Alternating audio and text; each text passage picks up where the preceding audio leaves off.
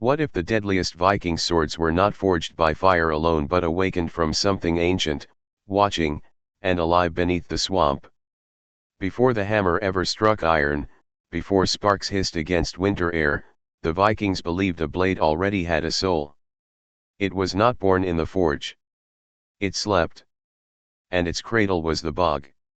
Long before monasteries burned and shields shattered on foreign shores, there were places no Viking entered, lightly vast, breathing swamps where the ground swallowed men whole and the water never reflected the sky the same way twice. These wetlands were not just land, they were thresholds. The old ones said the bog was neither earth nor water, neither living nor dead. It was something in between. And it listened. On certain mornings, mist would rise from the swamp as if the land itself were exhaling. The air smelled of rot and iron.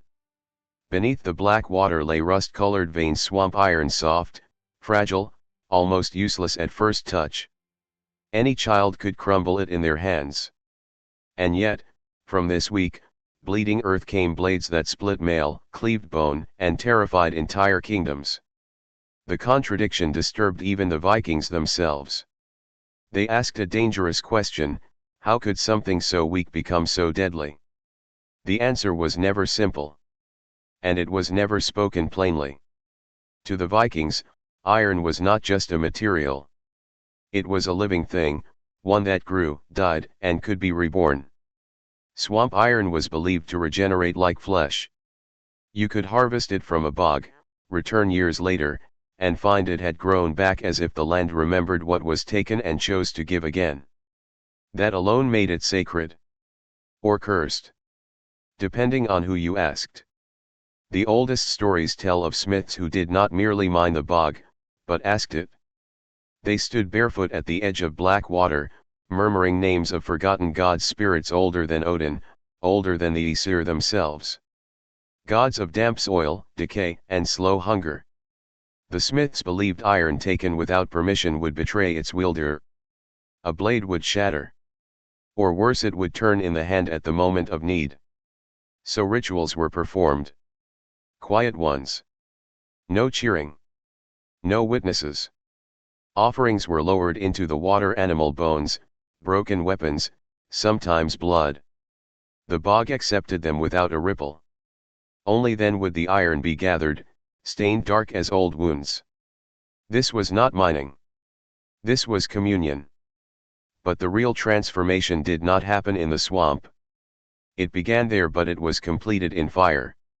When swamp iron was carried back to the forge, it was still impure, filled with ghostly remnants of the land it came from. The Vikings believed these impurities were not flaws, but memories. The forge's role was not to erase them but to discipline them. Fire, to the Norse mind, was a force that revealed truth. It burned away lies, weakness, and fear. As the iron was heated, folded, and beaten again and again, something else was happening, something invisible. The swamp's chaos was being bound, tamed, forced into obedience. Smiths worked in near silence, listening more than speaking. They claimed iron spoke when it was ready, cried out when struck wrong, resisted when rushed. A careless blow could anger it. A patient hand could earn its loyalty. This was where black magic entered the forge, not the flashy sorcery of later myths, but something older and colder. A belief that will could shape matter. That intention could seep into metal. That a sword remembered how it was made. Some blades were quenched in water. Others in oil. But the most feared, spoken of only in low voices, were quenched in mixtures no saga fully describes. Liquids dark as night. Brews meant to bind the iron spirit permanently to violence.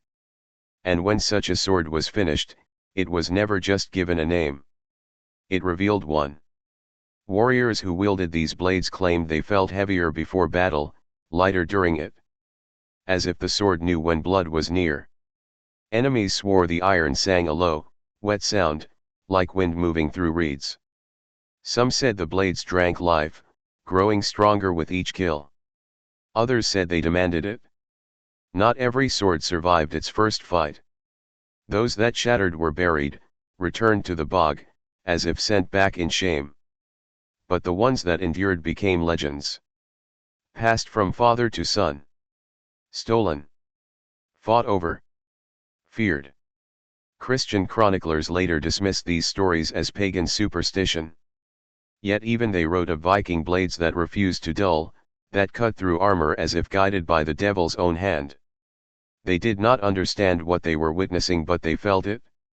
Because the truth was this, the Vikings never believed they created their greatest weapons. They believed they awakened them. And somewhere beneath the swamp, beneath centuries of moss, bone, and silence, something ancient still remembers the feel of fire, the taste of blood, and the sound of iron being called back to war. If the swamp was the womb of the blade, then the smith was its midwife, and not every man was strong enough to survive the birth. Among the Vikings, a true swordsmith was never just a craftsman. He was feared, respected, and quietly avoided. Children were warned not to linger near his forge at night. Warriors lowered their voices when speaking his name. It was said a smith walked with one foot in this world and the other somewhere darker, a place where heat bent reality and iron listened like a living thing. The greatest of these smiths were not loud men. They did not boast. They watched. They listened. And they remembered things other people forgot: old words, forbidden rhythms, half-lost rites passed mouth to ear in the glow of dying embers. Knowledge like that was never written down. Writing made it weak. Writing let it escape. A Viking smith learned early that swamp iron could not be treated like mountain ore. Normal iron submitted quickly. Swamp iron resisted. It cracked. It crumbled. It tested patience. Many apprentices failed at this stage, convinced the material was cursed. And perhaps it was. But the masters knew better. They said swamp iron had already lived one life in the bog. It had absorbed decay, pressure, time, and death. It had been shaped slowly by forces no hammer could match. To rush it was to invite disaster. So the smith slowed his breath. Before forging began, the iron was roasted gently, sometimes for days, to drive out water and wake what slept inside. Fires were kept low, controlled, almost respectful. Sparks were red like omens. The color of the glow mattered. Too bright, and the iron screamed. Too dull, and it refused to bind. This was not metallurgy alone. This was negotiation. The smith believed every strike of the hammer left an imprint not just on the metal, but on the blade's future. Anger made brittle swords. Fear made cowardly ones. Only controlled fury, guided by purpose, could produce a weapon worthy of battle. That is why some smiths fasted before forging. Others worked through the night without rest. They were emptying themselves so the blade could be filled. Outsiders later called this madness. The Vikings called it necessity. There were whispers, always whispers, about what some smiths did when no one was watching. About voices heard from the forge long after the fire should have died. About blades that seemed to darken as they cooled, as if drinking the light around them. About smiths who aged too quickly, their hair turning white after forging a single legendary sword. One story, older than most, tells of a smith who forged a blade so hungry it could not remain sheathed. Animals refused to go near it. Water rippled when it passed overhead. The smith realized too late that he had poured too much of himself into the iron.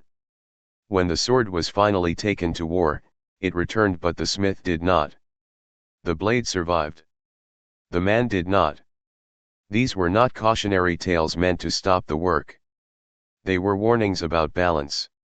To the Vikings, black magic was not fireballs or spoken spells. It was alignment. Knowing when to act, when to wait, and when to stop. The smith who ignored this truth might create something powerful, but power without restraint always demanded payment. And payment was never fair.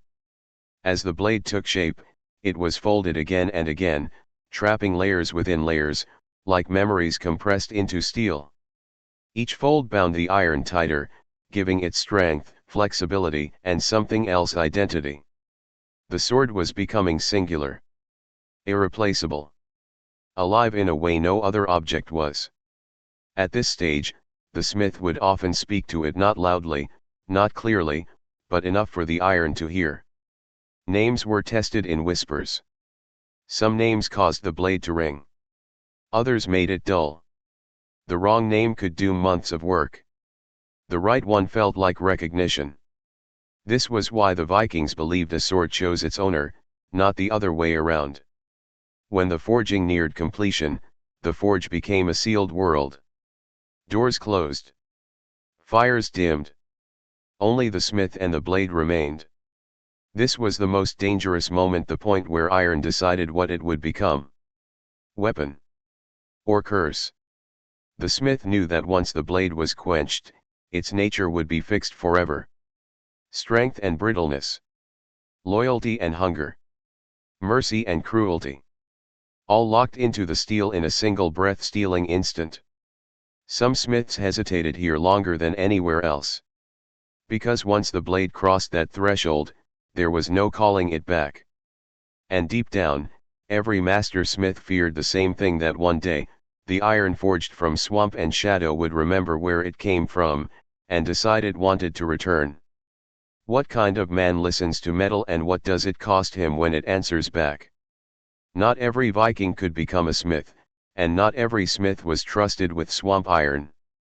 Strength alone was never enough. The forge did not belong to men who shouted. It belonged to those who endured silence. Among the Norse, the smith stood apart from farmers, sailors, and warriors. He was needed by all, yet fully claimed by none. His hands shaped the tools of survival and the instruments of death, but his work demanded a kind of isolation that unsettled others. Children were warned not to distract him. Warriors lowered their voices when passing his forge. It was said a smith walked with one foot in Midgard and the other somewhere far older. The reason was simple: the smith heard things others could not. As swamp iron heated in the forge, it behaved strangely. It did not soften evenly like mined iron from stone. It blistered. It hissed. It cracked open in jagged veins, as if resisting its own rebirth. To an untrained hand, it seemed defective, dangerous, even. Many who tried to work it without patience were injured. Sparks leapt too far. Metal snapped without warning. Fire raged out of control. The elders said this was the iron testing the man. A true smith did not fight the metal. He followed it. Hour after hour, he would heat the iron just short of glowing white, watching for subtle changes in color: deep reds, bruised purples, shadows moving beneath the surface. These were signs. The iron was remembering where it came from. The bog's cold. The pressure of earth. The slow patience of rot. The hammer strikes were deliberate, almost gentle at first. Each blow folded the metal inward, trapping layers of itself inside itself. With every fold, impurities burned away, but not all of them. The smith chose what to remove and what to keep. This choice mattered more than any ritual.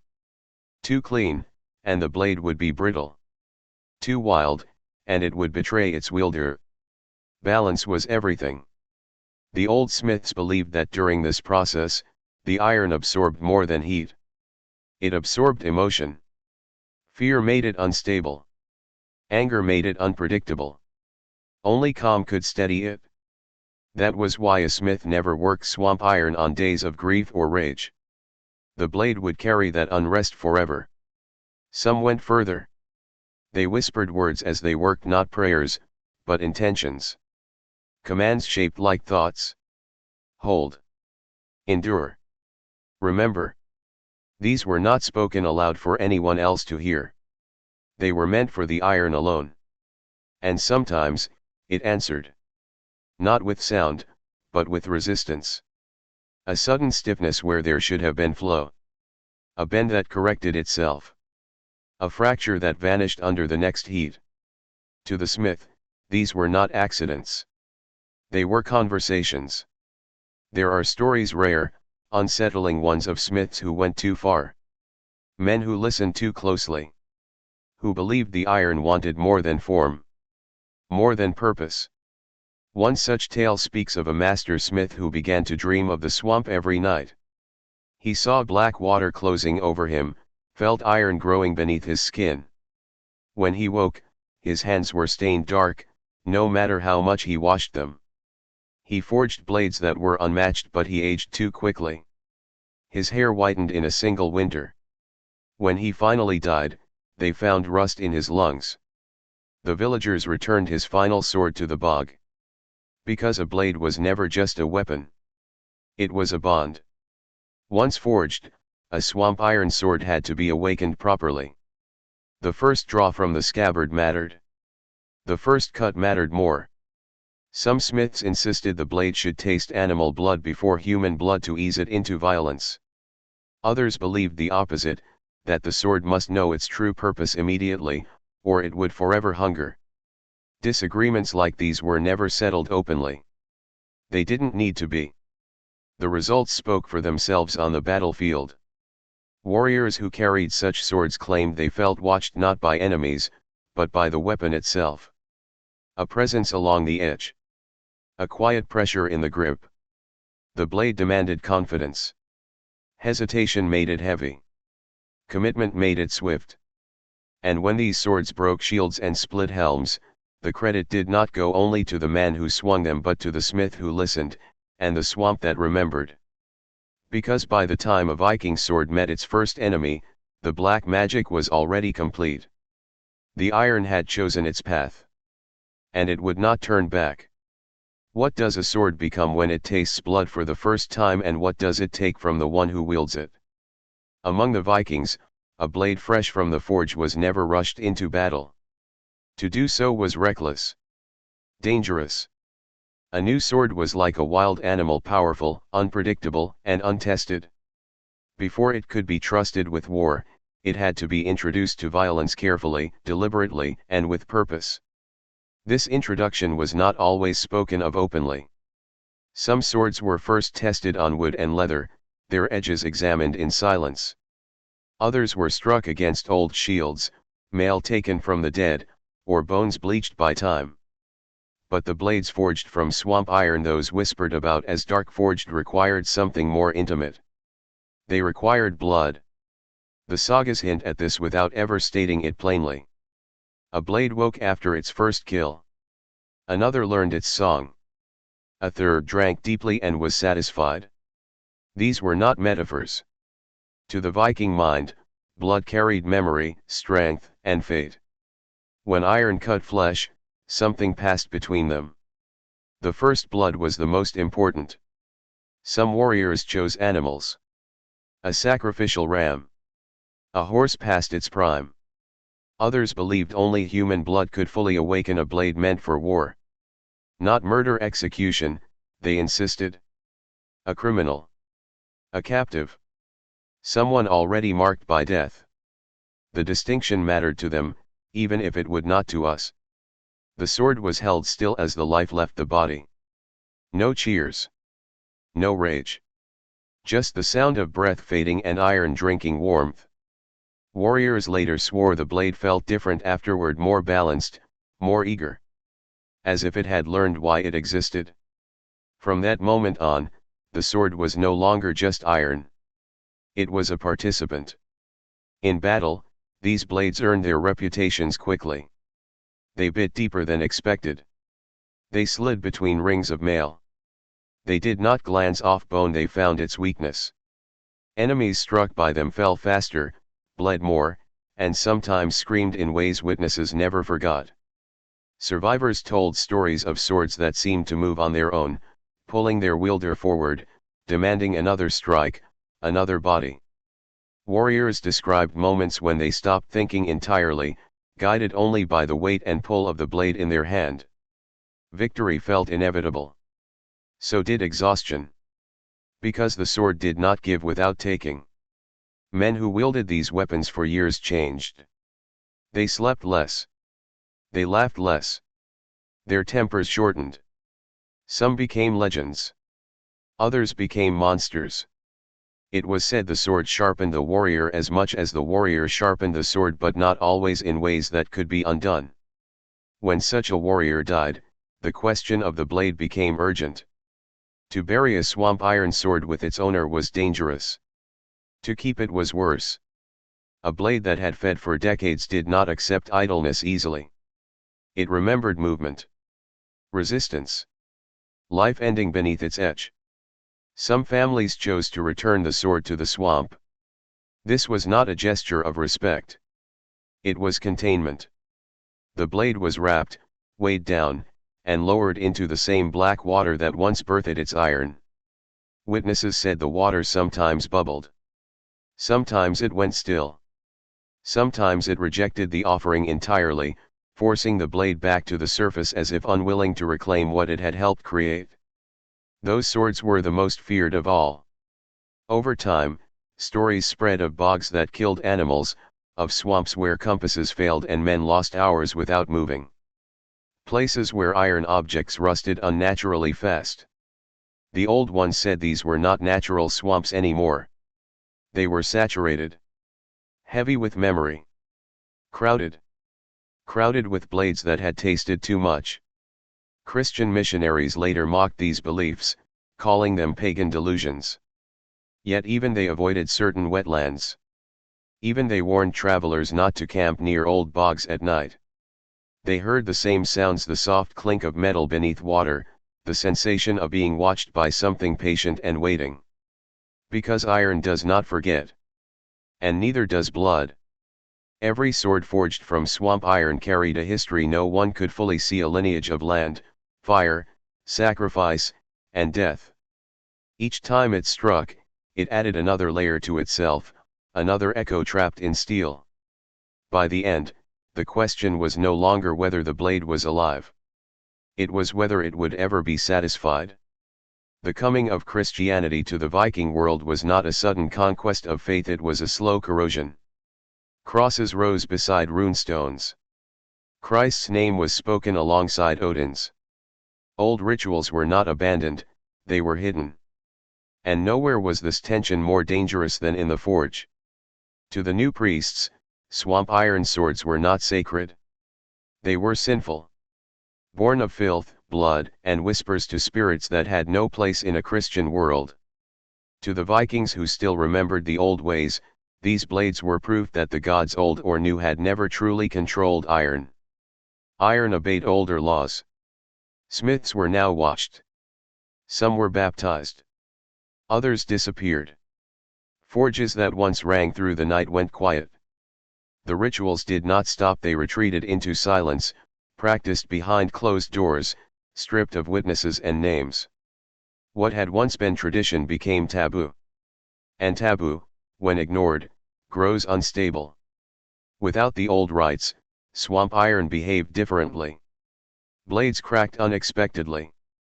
Others held their edge too well, refusing to dull even when they should have.